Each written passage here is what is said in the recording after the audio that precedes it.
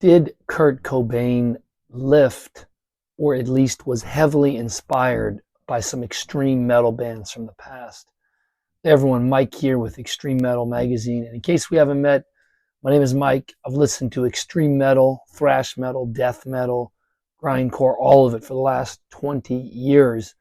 And I also write books. I'm a novelist. I write these prehistoric thriller novels. I consider them like death metal too. They never get the respect they deserve. Based on monsters and creatures, and also run a small publication called Prehistoric Magazine, as well as another YouTube channel based on dinosaurs. But nonetheless, this is Extreme Metal Magazine, and I'm hoping to build a small publication around my love for this genre of music, which does not get the attention that it deserves. But the topic today revolves around, did Kurt Cobain steal some riffs, or at least was heavily inspired by these two extreme metal bands? And they are none other than Death and Kreator, two of my all-time favorites. And I've seen this question in the comments section for quite some time over the years. And if you're watching this video, I really hope towards the end of this video that you'll be able to chime in with your thoughts and say if you either agree or disagree, and just let me know what you're thinking. That's one of the reasons why my Prehistoric Magazine YouTube channel on dinosaurs is so great. We get a lot of interactions.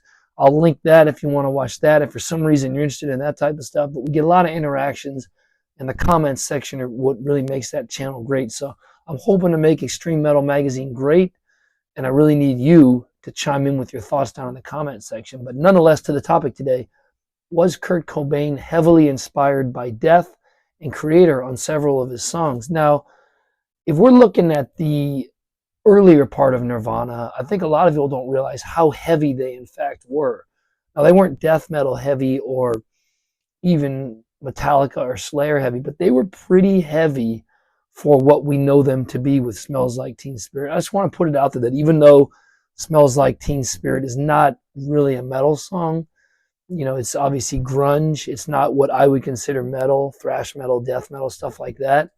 It's still a phenomenal song in its own right. But nonetheless, the earlier part of Nirvana's career was very heavy.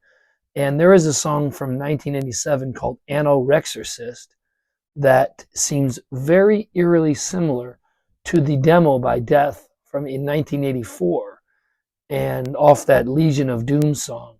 Now, this Anorexorcist came out in 1987, 3 years later, and the theme is very similar to what would later become Spiritual Healing in 1990.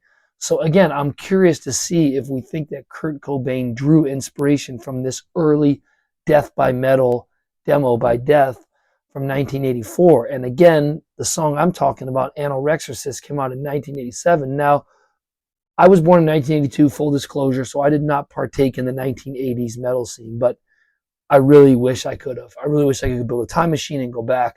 I feel cheated in a sense not to have seen these bands, but nonetheless, tape trading was huge in the 80s.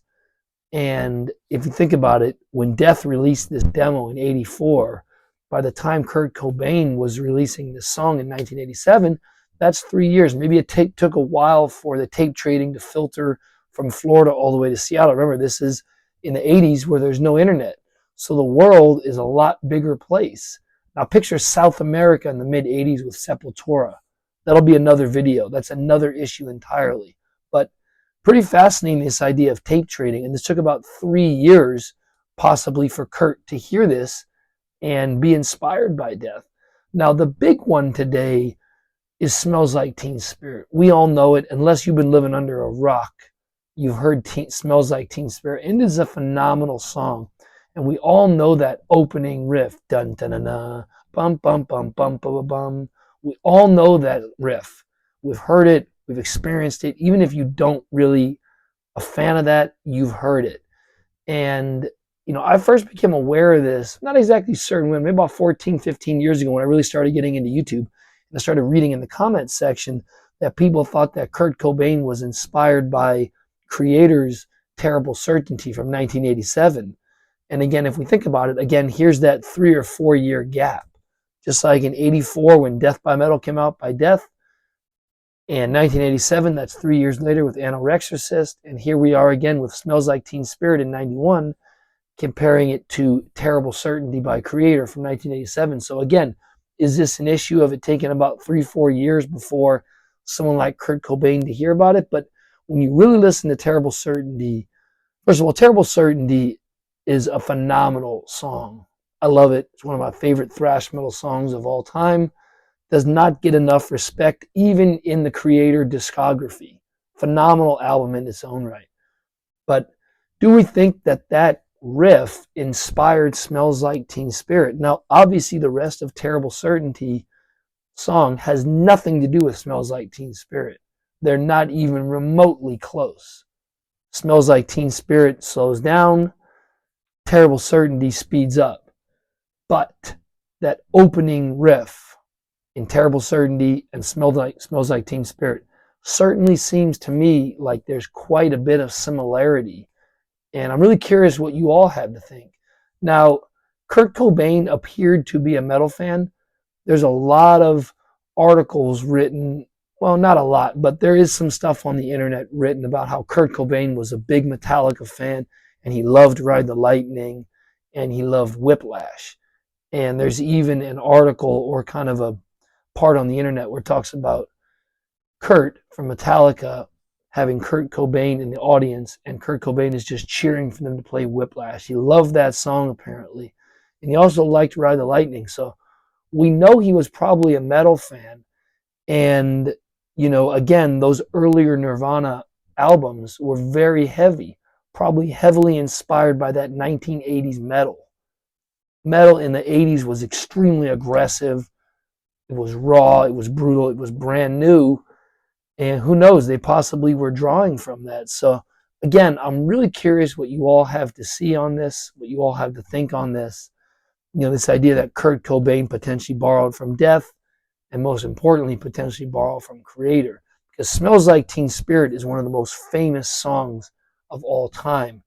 Obviously, Terrible Certainty by Kreator is not one of the most famous songs of all time. So again, really curious what you have to think on this. Love to hear you down in the comments section.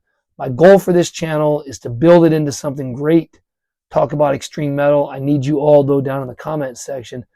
And if we can get enough people subscribed, I'm really hoping to build a small publication that's released 3 times per year called Extreme Metal Magazine. So again, love to hear your thoughts on this. Comment section down below. Stay metal.